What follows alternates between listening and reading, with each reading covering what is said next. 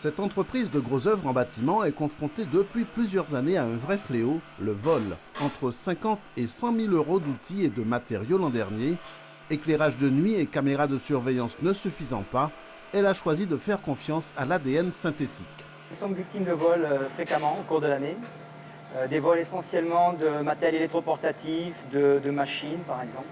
On a aussi des vols de matériaux de chantier également qui se produisent.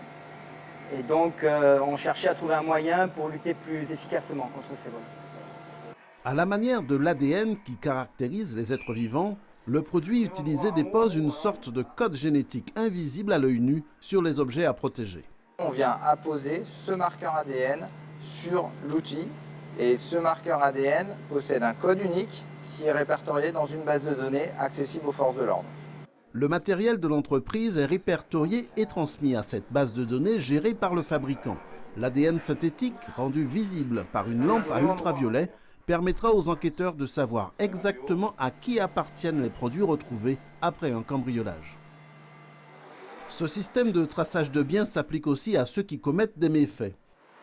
Séjour d'installation chez ce buraliste de Saint-François qui exerce depuis 6 ans. On s'est fait braquer 3 fois, j'ai eu 2 gros vols aussi, on s'est déjà fait tirer dans notre volet roulant aussi. Donc voilà, maintenant on fait ce qu'il faut pour... on essaye de faire ce qu'il faut pour rassurer le personnel et les clients aussi parce que malheureusement des fois ils sont dedans aussi. Dans cette simulation, un homme s'attaque à la caisse. Dans sa fuite, il est aspergé d'un léger nuage d'ADN synthétique. Les traces du produit vont imprégner ses vêtements ainsi que sa peau. Cet ADN synthétique reste sur la peau et les cheveux jusqu'à 90 jours, donc 3 mois, et sur les vêtements et les objets, elle reste des années jusqu'à environ 5 ans.